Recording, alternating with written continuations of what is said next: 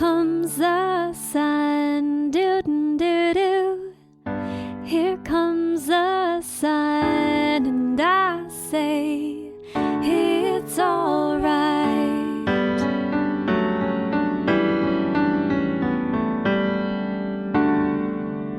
Hello, Fortitude audience. Thank you so much for joining us today. I am your host, Heather Kittleson, and I am here with my best friend and husband, Amos. Hi. Who is our co-host. And today in our studio, we have Benson. Hi, Benson. Hi. Thanks for having me.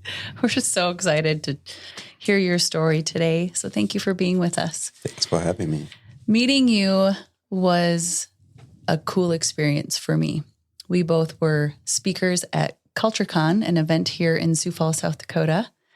And after I had, everyone was kind of leaving the room after the event. I remember you standing off to my right, and I could feel your presence. I could feel just you had the biggest smile on your face, and you were waiting so patiently to talk to me. And we had an exchange and a conversation that it's a forever embedded in me. And so since then, which was 3 years ago, we've been growing in our friendship. Mm-hmm. It's been wonderful. Yes. So thank you for being a part of our life. Yes, I waited for you. It took long for you to get to the back of the room. You did. I thought it was incredible what you shared. I felt that previously I was speaking as well. Uh-huh. And so I could just imagine the feeling of getting off and the stage. Yeah. And what you shared really resonated with me, and we can dive into more later. But I think that it was an instant connection. As I said, I need to meet this person. Mm-hmm. And I felt that too. So I'm grateful that God put us in each other's lives. And Amos has had a great experience in getting to know you as well. You're peaceful and you're joyful. And so you're pretty chill. Yeah. Thank you. You're pretty relaxed. You bring the energy down to like calm and cool, collected. Thank you. I think that's where, it's like, that's how I operate. That's where I live too. I love it. But you don't run like you're a runner. And I think about the energy and the speed. I think maybe your calmness comes out, the energy comes out in your feet. And that's where you beeline it. Benson is a runner, y'all. He is like a global runner, national. You're a championship and runner. You're a coach, and just everything that you do, you just run like Forrest Gump.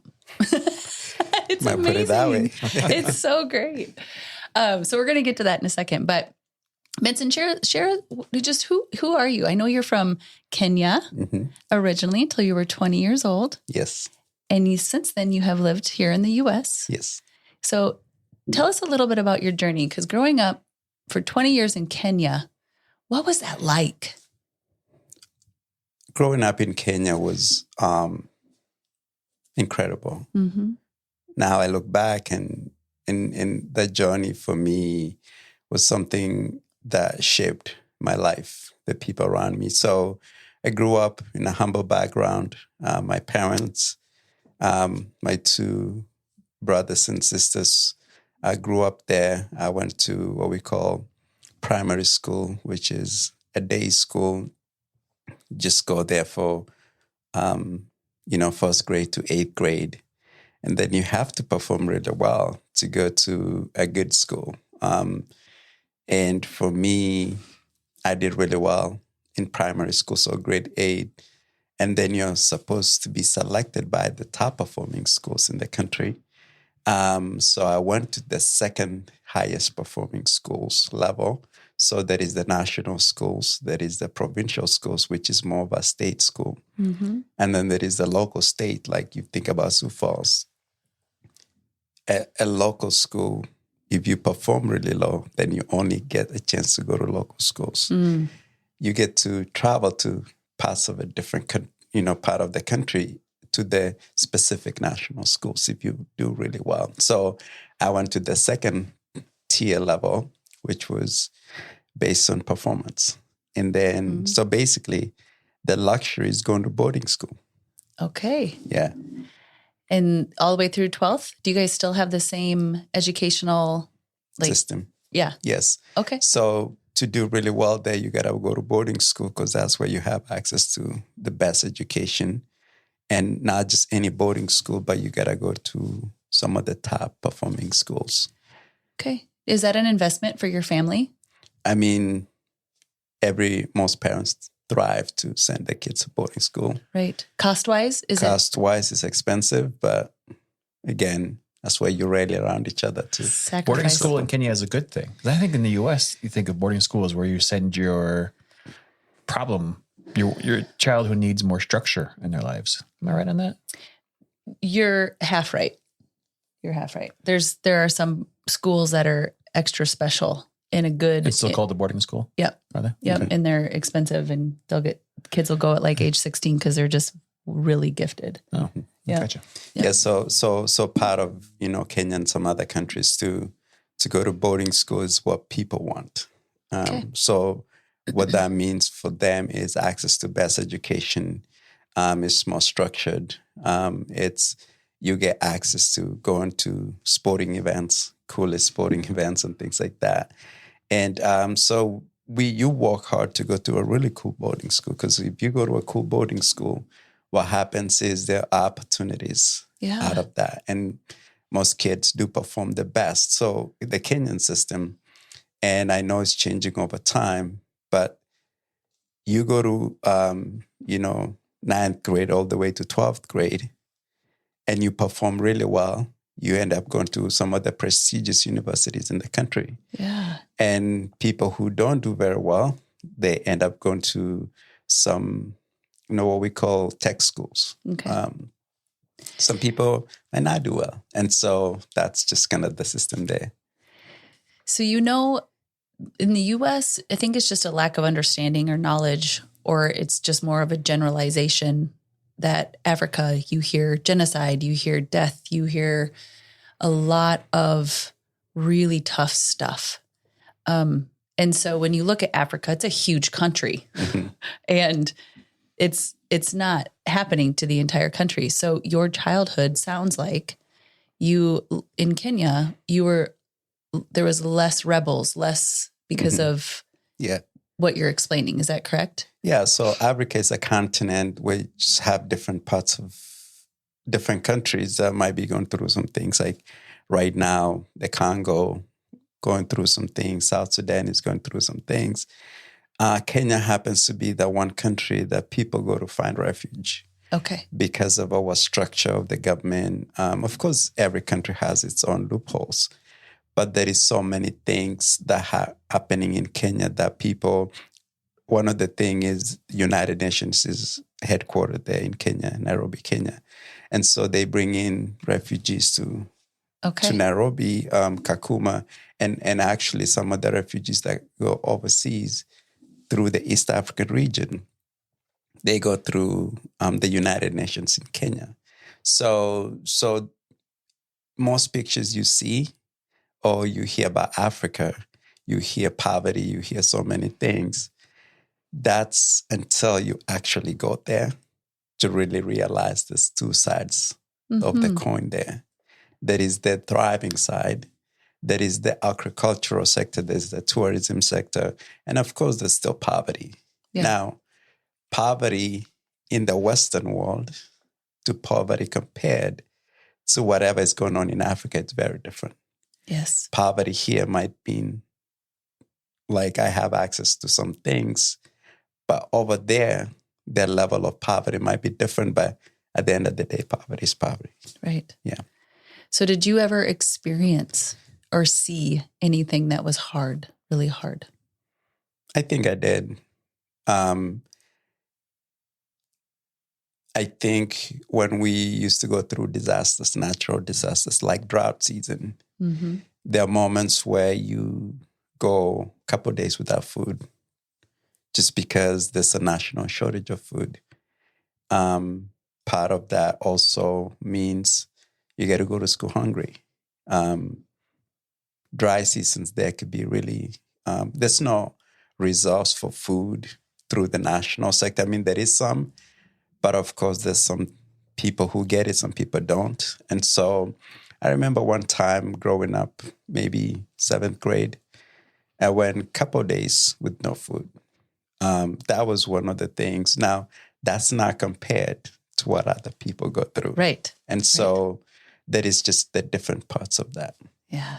And so that was something that I remember having to deal with, because you come home from school hungry and that's not, nothing to eat. So. And how old were you? 7th grade, I don't know. I think maybe About 12. 11, 12. Yeah. And was this on a national basis? It wasn't just you. If you were going for a couple of days, does that mean others were going longer? Even longer. I'm fortunate to come from a region where we get rains almost all year round, but there's not all year round, but our land is, the region I come from the land is fertile, so we can always plant something. Yeah. There are regions where the people, it's more desert. Yeah. Those are the people who suffer the most. So they go through malnutrition and things like that. The economic development is very slow. Yeah. There are areas in the region where to even access water, you have to walk almost 2 miles to just get to water only alone. And you think about that, there are regions you gotta take your kettle to get the water, but then you also have to get the water for day-to-day use. Yeah. So then it's just a hustle. A burning question in my mind is, is it not as easy as moving closer to the water? Being able to afford, even to move closer, it's expensive. Really? And already people are owning certain regions. Okay. And so buying land and things like that. Yeah. So not as simple as moving next to the river and you'll just live next to the river and life is better. Yeah. It's much more complicated than that. Yeah. But those are the things that you'll see on TV. Yeah. However, that is the other part that you don't see, which is it paints a really beautiful picture of the region, and every region really it's very different. Yeah.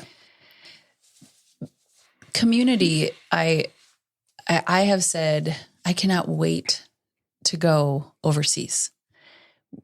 And again, like what you see on TV or what you hear, and missionaries that are over there, and different, the cultural differences and the joy, the dancing and the freedom and the Holy Spirit just being so present. And you see that a lot in the cultures where they're just celebrating life. That is something my spirit man craves. I just crave that because that's the world I live in my daily life. And it's not what you see everywhere around you. And so I've always found such a connection with the cultures that live in community and rely on one another. And I feel like that's the world you come from. And that's what I miss. Yes. I miss that a lot. And I don't know, when we started meeting occasionally for coffee, and mentioning of an idea that I had, which we won't talk much about in the show because it's still under work. And part of that is to create experiences for people to experience that part of life. Yeah. That part of culture that is so incredibly unique, and it is so hard to find these days, because that community itself is, we are social beings, and I'm learning more about social beings when I look from a lens of the cultures that I've been able to be part of, my own culture from back home, and the cultures are within. That's the foundation that keep people together. Yes, it is. And so through celebrations, through the dancing, through, interacting with those, that's the part that when I'm here and I see that, I'm missing so much of that. Well, let's bring it. Let's bring it here. Yeah. Benson, we'll keep talking on that. Different podcast. But your heart and your passion is running. So when I think about like dancing and running and just being filled with the Holy Spirit, you have some really cool background of your grandpa being a pastor in Kenya. Mhm. And so your deep-seated faith comes from, you'll have to tell the story about ironing if we can get there. And then when did you realize that you were really good at running? Like how old were you? And then can you go there in that moment of just like, where you're like, wow, this is me and this is my future? Did that happen? So after high school, I was not a runner at all. Oh, in college, running was a sport that I wasn't part of. okay. You know, I was a rugby player. I played soccer. I played handball. Handball is just this game like basketball, but it's just got to use a small little ball. They don't play it in the U.S. I played all other sports. Okay. In high school, I was a really good rugby player, but I never ran. I never ran in high school. So for me, that part of it came later in life when I knew I have uncles who live in the U.S. now. They made it through coming to the U.S. because of running. Oh. And my uncle said, well, to come to the U.S., you just got to get a scholarship. Well, at that time, I was getting ready to go to college in Kenya. But I had the idea of United States. I mean, you hear going to the United States from where I'm from, it's heaven is right here. If in a physical world, heaven is just right here in the United States is way closer. Whoa. So the thought of being on a plane fascinated me. And it's like, yeah, let's give it a try. So I had to lose a lot of weight. Because you were a rugby player, right? So you were beefed up for that. Yeah, over 200 pounds. Wow. So I had a coach who's currently my coach. I still work with him.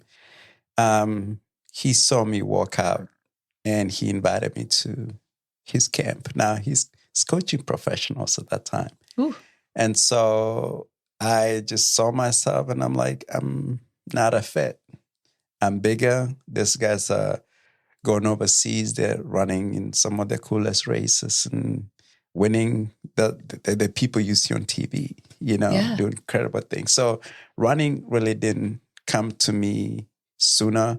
It came later in life. So I knew my goal was to come to the U.S. But once I started falling in love with the process, I knew it was just a job. It was my means to getting somewhere. But that passion didn't kick in maybe after college. Okay. Yeah. And you haven't stopped running. I think the reason is, well, it's up and down right now for me where I am in life right now. But I'm still running, but not at the competitive level. But I think I found running right after college. Okay. I had a good share of experiences, running in college. However, after I stopped competing after college, I found myself bored and not knowing what to do. And I tried running again. And that's where I discovered running. Really, I discovered running after college. And Benson, we're not talking just a marathon or an ultra. We're talking hundreds. So explain to our audience how far you have ran in competition. Like you have done so much. This isn't just going out for a jog on the gravel. Yeah. So going into the running part of the distances, I've done anything from a 800, which is half a mile at the high level, to running marathons, meaning running some fastest marathons. Placed 17th at the Boston Marathon. I own a couple of local road races in the region. I own some ran against some of the top Olympic athletes, upsetting some of them, Yes.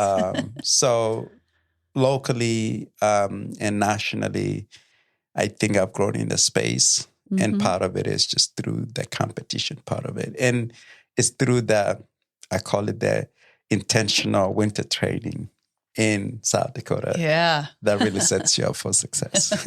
It does, really? Yeah. Like running in the cold? Mm-hmm. It's the mindset. I think I've learned that to be successful, every season has to teach you something. Mm-hmm. And for me, I discovered I am in South Dakota for a reason. It is cold, but this is a moment for building a really, really good training base for my running. And so I look forward to the winters. It's one of the best because it teaches you something mindset-wise and everything else. Tough. I think something's wrong with my headset. Can you say that again? You said you look forward to the winters. I look forward to the winters. Yeah. I love you, man. We are off on that. Yeah. Yeah. I put our sleds away yesterday in the garage. And I just said, Lord, I hope I didn't just jinx it. Yeah. So can you tell me more about that? What's the motivation there? I think really God gives us seasons for a reason. Yeah, that's a great attitude. He gives us winter. And honestly, that's one of the things that came into my mind. I was telling my mentor, Tamian, about this. One time I was stuck in the snow and I didn't know how to, my vehicle went off the road and I got stuck. And one of the things that I had control over was, what can I do right now to get out of this situation? And I did some push-ups and I said, I am grateful that I'm stuck here because I get to experience snow. And then my mindset changed into, what is this season supposed to teach me? Uh-huh. Because after every winter, there's a spring season. And after spring season, there's a summer season. And then summer brings fall.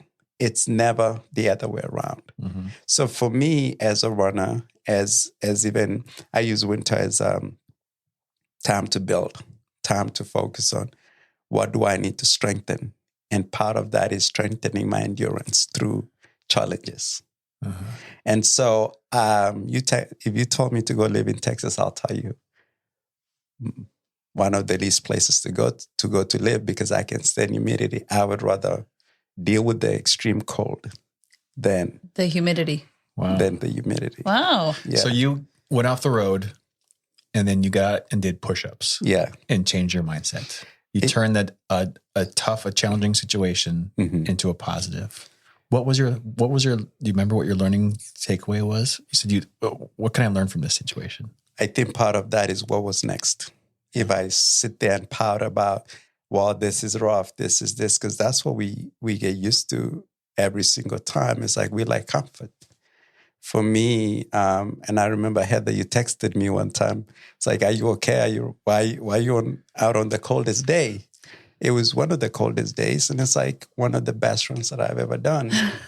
Because for me, I'd done everything to prepare, to shield my body from extremities. Mm-hmm. That the challenge was the run itself.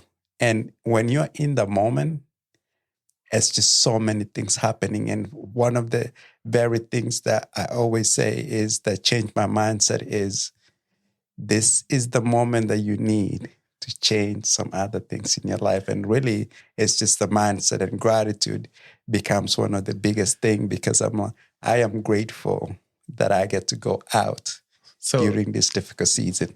Let's add some context to this. Do you remember what the temperature was? I can read it to you. Yeah? I want to say it was negative 27 or like negative 30. And just ambient or wind chill? Okay, I have all that. If you give me just a second. So people listening to this, they just doubled over and went, are you crazy? Like literally. It was, yeah. So this is on my journal. I keep a journal on my phone, and I can read it to you. So my friend Ross, Mark, and my friend Ross, Mark, and Jake, we all ran together. And this is what I said on the journal. It was Sunday, January 14th, 2024. You were in Florida.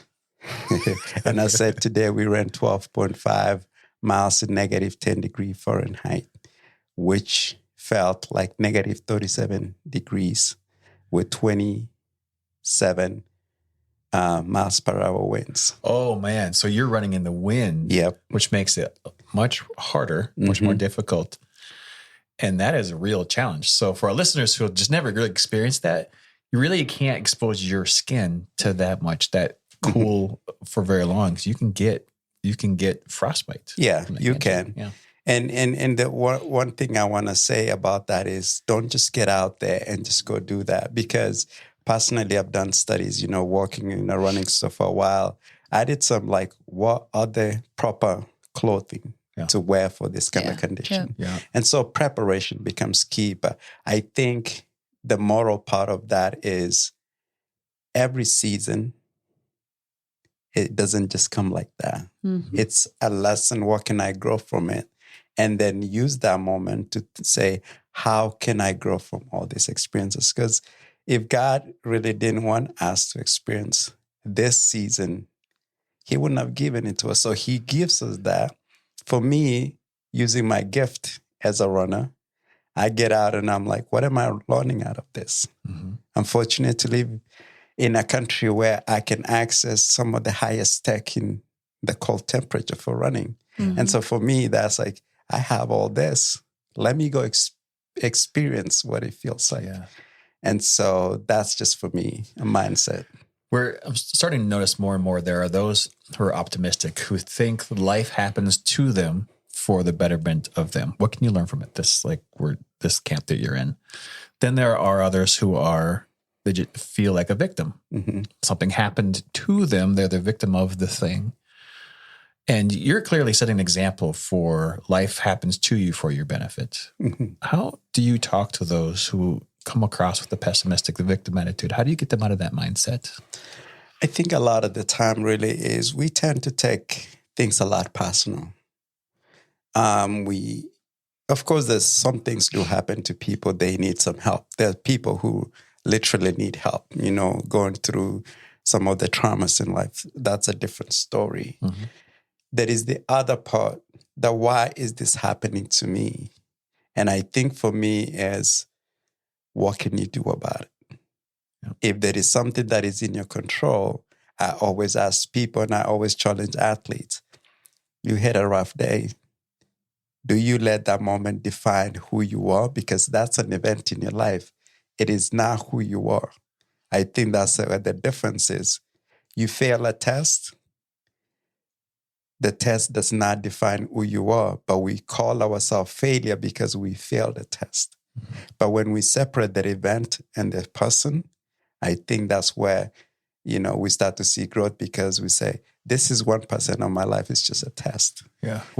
Or when we bring ourselves to say, I'll try again, I'll try again, I'll try again, that's practice. Yeah. And I think being a victim really is where we get drawn a lot because it seems like there's a dead end to that. But when we give ourselves opportunity to try again, separate ourselves from the event and say, my name is Benson and I did not do well at this. This is just an event in my life. I'm going to keep trying again. Mm-hmm. That's great. Why do we focus on the 1%? What about humans makes us think on that one narrow little point of our lives? I think really we get comfortable a lot. We get comfortable a lot. Okay. And so many a times we don't want to think outside the box. And so we focus on what's not working our best instead of what else could it be. Like we get the weather, we can't do anything about it, but in here we can control the temperature, the room temperature here. Yeah. And I think what we want to do is control the temperature outside where we can't really do that. Uh-huh. So instead of focusing on what we can control, we try to focus on the outside, the things that is outside our control. Are you saying that we live in too much comfort? I think too so. often? I think so. And I think I say this gracefully, and some people don't know how to get out of that comfort zone because of experiences in life, because of how we were raised. But I think challenging people to think about if you get outside of something. So a doctor could diagnose you and say you have super high cholesterol. The alternative is take some pills or start going on walks. Many a times we don't want to go on walks. Instead, we want comfort. Yeah. We want the easy button. Yes. And so that then could lead into when something happens, you think differently. You take it personally. We take it personally that I'm not good for this. I always believe we're good at so many things. Yeah. We just haven't tried. Mm-hmm. What would you advise to someone? How would you coach someone to get out of their comfort zone and get used to being uncomfortable? I think really it's just having to look at, I like knowing the key concept of self-awareness and where do you want to go? We talk a lot about having visions, right? Where do you want to go and things like that. I think part of that is helping somebody see what would you like to happen in your life? Mm-hmm. What would you like to happen in your life? And if so, how can we do things to get there? And for me, I shared yesterday in a mental health conference, starting small, but better. Maybe instead of focusing on running 10 miles, maybe start by walking a mile. Yeah. Yeah. It's the little steps. Stepping outside. Just, I will say that it's the moment of like, oh, wow, the not experiencing it and the fear of moving into something that is so uncomfortable, being behind that is excruciating. Mm-hmm. And it locks you up and it puts you in this weird, crazy bondage. And then the anxiousness and the fear and all the things of what is to come, like that's usually where people stop because they're like, oh, it's too much. Mm-hmm. And or is that perfect? Yeah. And then you move into that and you're like, oh, why did I waste so much? That was awesome. Yeah. That was so good. And the more you get that, the more those little nuggets of like, it's exhilarating to step out of your comfort zone. It's just like, okay, that was unfamiliar, but now it's familiar. And now it wasn't that bad. So now I can take another step. It's really to that point, fear stops us from many things. Yeah. Fear becomes the roadblock that we see as a dead end. But I think it's just going around it. So, for example, it could be a difficult email that you don't want to respond to, and then you let it sit for 3 weeks. Yeah. And only to realize you needed to reply with 2 sentences, and it's fine. And then you do it, and you're like, wait a minute, it wasn't too bad. I've always thought about this. If somebody has gone to the moon before, that means anything is possible. And I think about that all the time. It's like, if this has been done, you're not the first person to do it. Mm-hmm. I think about that every time I put my hands under the automatic water faucets and it doesn't turn on. We've been to the moon, but this faucet won't turn on in my hands. Oh, goodness. Yeah. Oh, my. Well, and the other piece of this too, Benson, is the foundation. Every step you're putting another block on your been there, done that, wasn't so bad. Been there, done that. And you keep moving forward. And it's like, you don't know what you're fully capable of. And especially if you have the Holy Spirit inside of you, you are capable of, like the amount of things that it's like, why are we're doing the Holy Spirit a disservice by holding him back? Like he is capable of through us. Yes. Like you physically may not be able to do certain things, but the power that lives inside of us is just like, let's go. Mm-hmm. And we unfortunately stifle that in fear. And where does fear come from? Yeah. The devil. Of course he loves that. Yeah. And my big mantra is out of the Bible is I can do anything through Christ who strengthens me. Yes. I read that. I have it in my home office every single time. And when fear strikes, you hear that and you hear you were created to be here for a reason. Yeah. And you let fear win, you're just basically giving up. And I think we are meant to give the best that we can. But I think because of society, because of so many things, we have allowed fear to just sit in our driver's seat. Mm-hmm. That when we want to do anything, they remind us, remember, you're not good at it. And I share this because I wouldn't be sitting here if I didn't overcome the fear of speaking. Yeah. That was something that it was ingrained to me early on. Like, Benson, I don't understand you. All these things, right? And you're not coherent. You're not. And so I kept hearing all those things over time until one day I got a chance to actually talk to a group. And they were like, Benson, you should do this a lot more. And for me to get out of that, let the fear get out of a driver's seat, I'm not able to be like, I see you, but you don't sit in my driver's seat anymore. I rolled up the window so they sit outside. And so all these things really, I think, is we have fear sitting everywhere in front of us, in our pockets, reminding us like we can't do anything. But I think when you think about the Holy Spirit and God gave us the power to be able to do great things because he turns on the light for us. We don't have a switch to turn it on. We get the free sunlight. And so every day what we do really is just because we have everything prepped for us. Yeah. But I think we've created our stories in our heads Yes, we have. that we can do certain things. And it paralyzes us. Yes. It's pretty. Someone at my Bible study last night asked this question. What does it mean to walk in the Spirit? What does that question mean to you, Benson? Walk in the Spirit. I think I'm going to bring my grandfather in here. That's where I was going, so it's perfect. Yeah. So I grew up with my grandfather, live 100 yards away from him. His house and my parents' house is like really close. We didn't have a choice. We had to go to church regardless. You don't go to church, you have to explain why. So church was a routine. Mm-hmm. It was not something we went.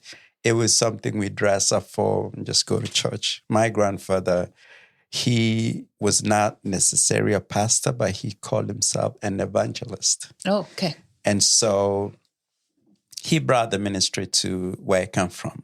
And out of that, there were so many churches that were born.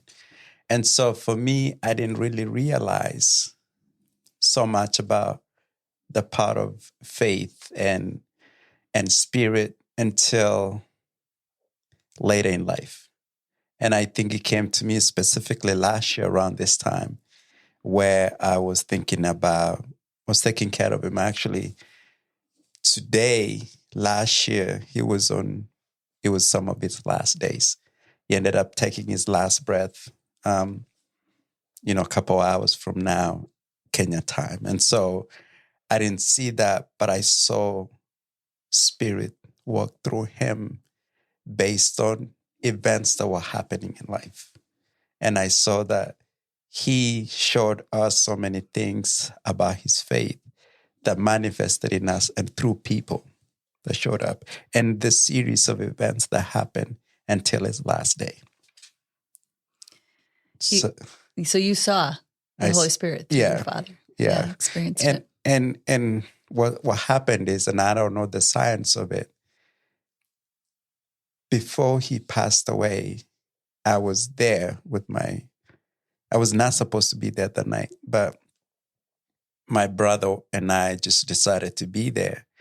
But I say this to say, it was scheduled to rain earlier that day, but then it never rained until around 10:20. And I don't know why I remember this, but then it started raining heavily at 10:20. My grandfather passed away at 10:31, and it stopped raining. And then all of a sudden, I looked up. I walked outside because it was so emotional. And there is this piece of me, I had to stop. And I looked in the sky, and there was the brightest skies with a lot of stars. And I think for me, that was just a reminder that the Spirit is just, and normally I wouldn't notice the rain. I wouldn't notice the stars. But I took that picture, and I can show it to you guys in a little bit.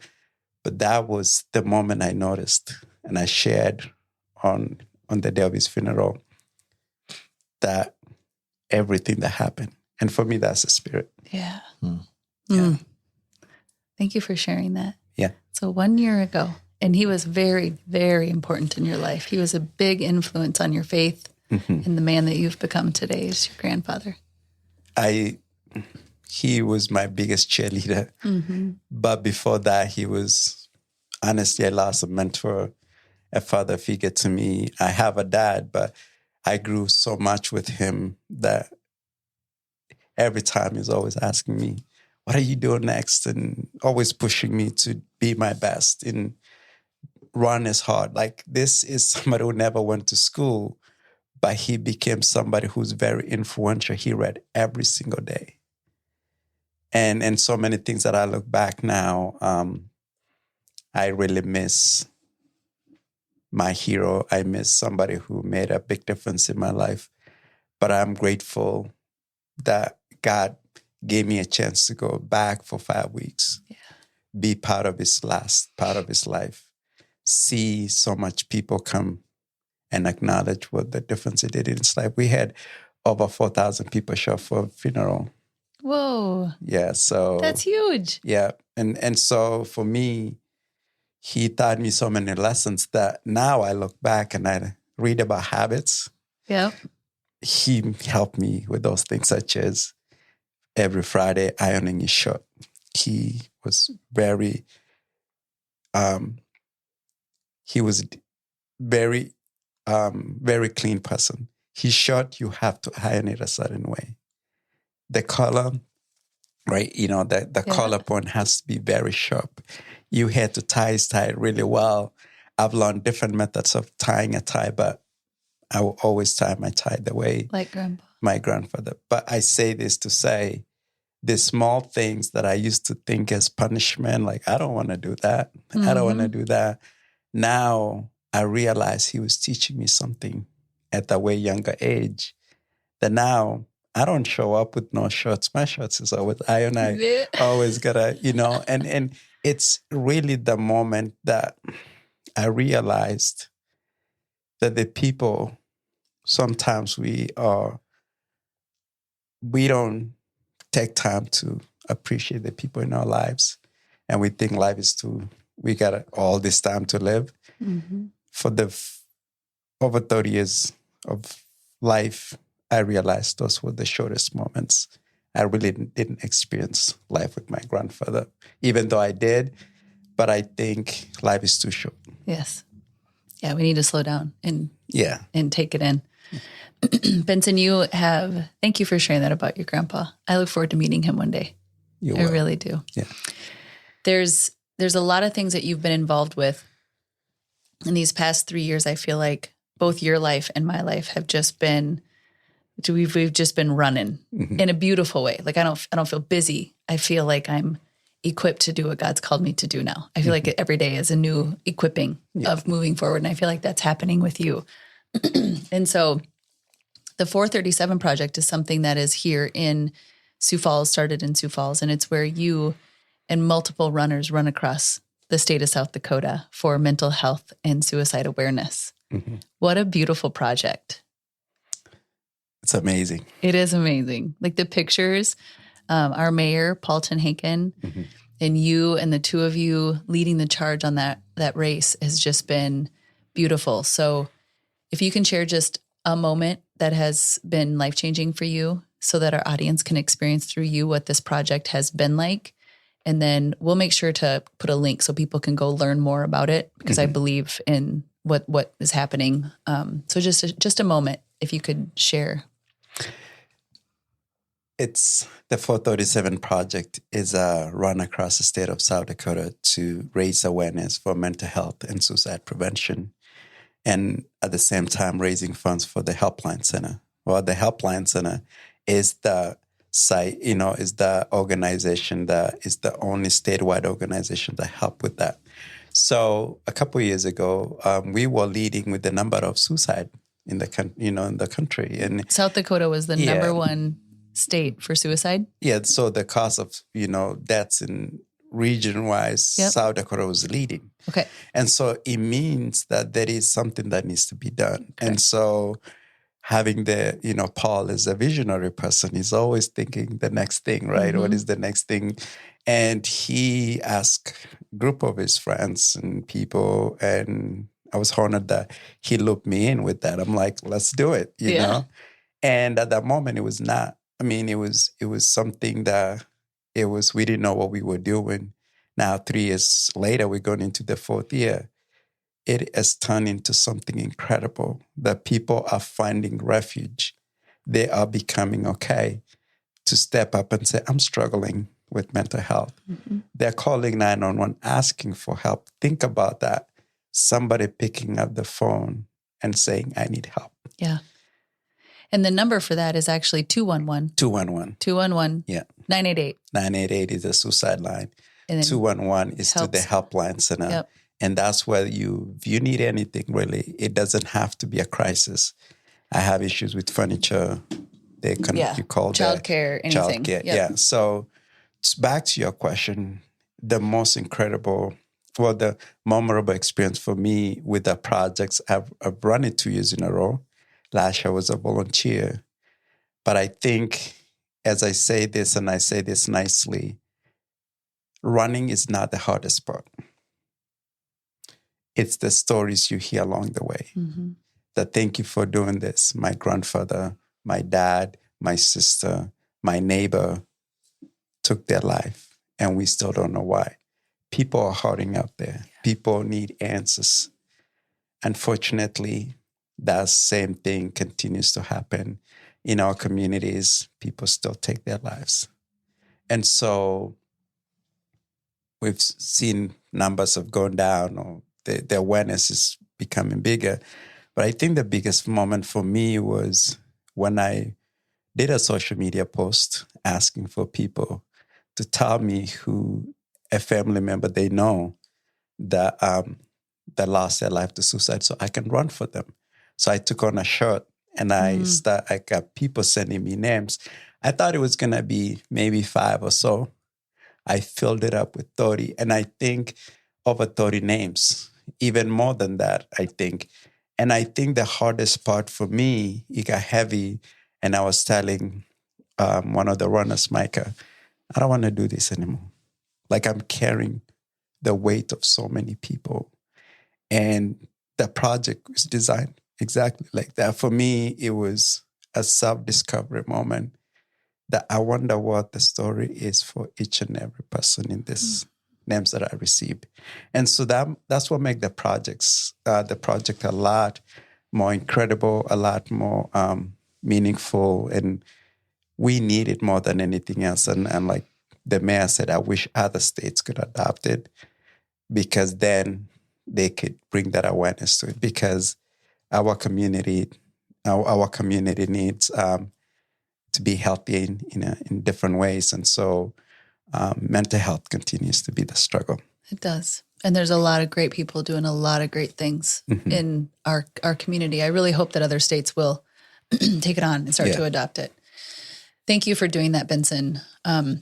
You are also, as we're closing up here, I want to make sure that we talk about a little bit of your business, because you have your master's and you've gone to all this schooling, and you were a counselor, therapist. I was a counselor for a while. Yeah, you were a counselor, and you were helping people through a lot of incredible things. You continue to change lives in every single arena you step in, which is why I have asked you to be a part of my first Moms and Sons conference here in Sioux Falls called I Am Fortified, but it's specific to 13-year-old boys and older. So 13 to, man, I don't even care if they're 40 and they're still emotionally immature and need just some love and some more things that they can take in, like gratitude. And gratitude is what you are going to be speaking about on June 12th at the I Am Fortified event. And I'm really excited to have you as one of our speakers. It means the world to me that you're going to be there. I'm excited. So you've stepped out of being a counselor full time, and you have taken on your own business, and you are training and coaching athletes. Yes. And you have signed some incredible contracts. Can you talk about that? Like, can you say what they are, or is that secret? I'll wait for the contract, but to be signed. Yeah, you better. Okay. So some really cool things are happening. Like, God is putting just thing after thing after thing in front of you because of your obedience of stepping out. And I get this because you and I had a long conversation. I'll never forget it about, I'm like, Benson, do it. Yeah. Like, step out. I'm going to do it too. And God is going to just do things. And he is. Yeah. I think, that's the other thing is, last year, I think he gave me so much to think about. Losing 2 grandparents. I lost 2. My grandfather who helped me, I grew up with, and that's my dad's grandfather. And then my second grandfather passed away in The other one passed away in April, and then the other one passed away in August. And so going back to Kenya, back and forth, I think I had a lot of time to think. Mm-hmm. And I thought about it, and I'm like, given that I know life is too short, what kind of dent will I leave in this world? And I think it's helping people. And I wanted to create something. I am very grateful for the journey through family service that I was able to, intern there, went back and got, I interned there when I was getting my master's in clinical social work. And then I was able to go through, get my MBA through Dakota Wesleyan University. And I've wrote a proposal about my business and stuff like that. And then also through, I'm very grateful. I'm very, very grateful for the running store here in town, 605 Running Company.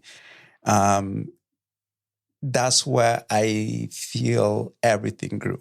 Everything for me running-wise. I wouldn't have done it without the running store. They helped me in just so many ways. Logan and Greg and Grant himself, the coach who helped me.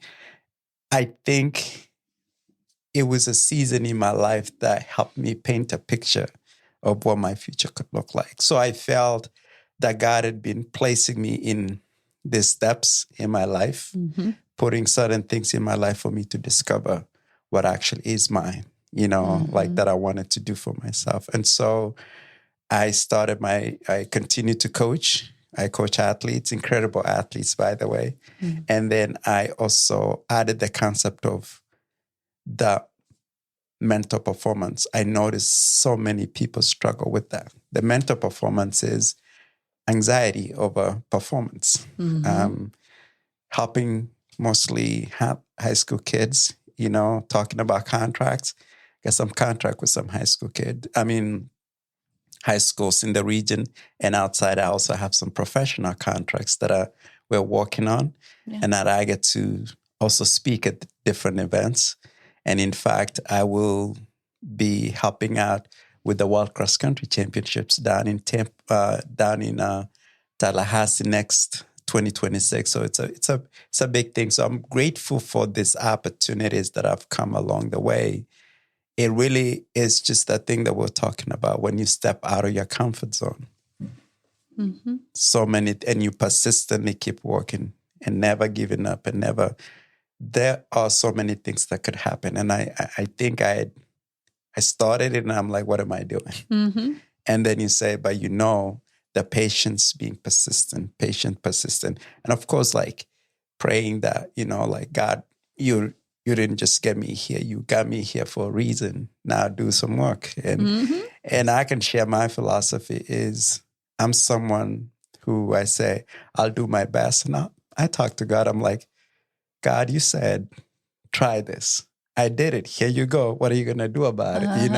And so that's a little bit of that. And really, for me, is using the gifts that I've been given by God through running and helping other people to use it to help them become better people. And how do people find you?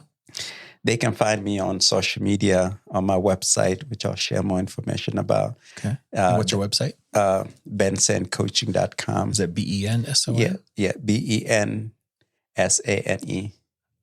Bensane is his business. Gotcha. Yeah. Coaching.com. Yep. Awesome. And about that event, excited to bring the gratitude aspect because the gratitude is just a big thing that sometimes we put it in our pocket and we don't look at it. Yeah, we don't. Well, I have gratitude that you were here. Yeah. I'm grateful to be here. So great. Benson, thank you. Thank you for sharing your story. We're so excited to continue this journey of life with you. You really do just make the world a better place. Yeah, thank you. You really do. Thank you. Thanks, Benson. Thank you so much for listening. We want to change lives through this podcast. And if you want to support this podcast or our guests, please see the links below for our Patreon and giving links. And like and subscribe and also share our podcast as much as possible. Thank you.